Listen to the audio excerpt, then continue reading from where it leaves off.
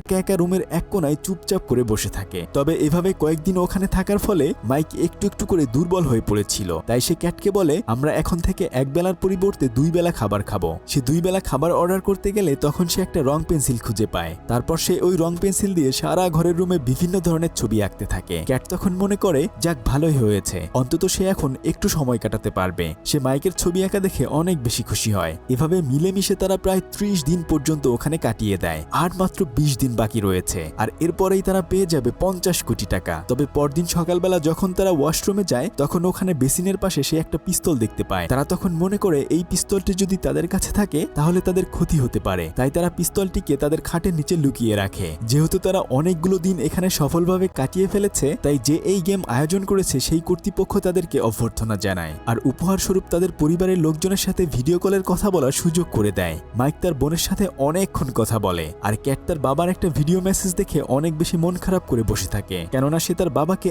একদমই পছন্দ করত না, কারণ ছোটবেলায় তার বাবা তাকে এবং তার মাকে একা ফেলে রেখে চলে গিয়েছিল। এভাবে তাদের আরো কয়েকটা দিন পেরিয়ে যায়, কিন্তু এখন দিন দিন ক্যাটও অনেক বেশি দুর্বল হয়ে পড়েছে। তাই মাইক তার পাশে শুয়ে তাকে সাহস দিতে থাকে। তখন ক্যাট মাইককে বলে, আজকে থেকে তুমি তোমার ইচ্ছে মতো খাবার অর্ডার করতে পারবে, না হয় আমাদের কিছু টাকা বেশিই খরচ হবে। এই কথা শুনে মাইক অনেক বেশি খুশি হয়ে যায়। সে তখন খুশিতে খুশিতে তার ইচ্ছে মতো খাবার অর্ডার করতে চায়, কিন্তু খাবার অর্ডার করলে দেখা যায় খাবার না এসে বরং একটা মেয়ে তাদের রুমে চলে এসেছে। এটা দেখে তারা দুজনেই অনেক বেশি অবাক হয়ে যায়। মাইক তখন তার নিজের কাছে থাকা একটা কাপড় মেয়েটিকে দেয়, আর তারা তখন তাকে জিজ্ঞেস করে, তুমি এখানে কিভাবে এলে? তখন মেয়েটি বলে, আমাকে এখানে গেম কর্তৃপক্ষ পাঠিয়েছে। কিন্তু ক্যাট মেয়েটিকে একদমই পছন্দ করতে পারছিল না, কেননা সে মনে করে হয়তো মাইক ইচ্ছে করে এই মেয়েটিকে এখানে এনেছে। এরপর থেকে মেয়েটিকে সে হিংসা করতে থাকে। কিন্তু যদি তারা এখানে ঝামেলা করে তাহলে তারা এই গেমের একটা টাকাও পাবে না। তাই রাতের বেলায় ঘুমানোর সময় ক্যাট মাঝখানে ঘুমায় এবং তাদের দুজনকে দুই পাশে দেয়। পরদিন সকালবেলা সে যখন খাবার অর্ডার করে, খাবারের পরিবর্তে তখন তাদেরকে একটা ডিপ্রেশনের মেডিসিন দেয়া হয়। তারা খাবার না খেয়ে ওই মেডিসিন খেয়ে নেয়, আর এরপরে তাদের হ্যালুসিনেশন হতে থাকে।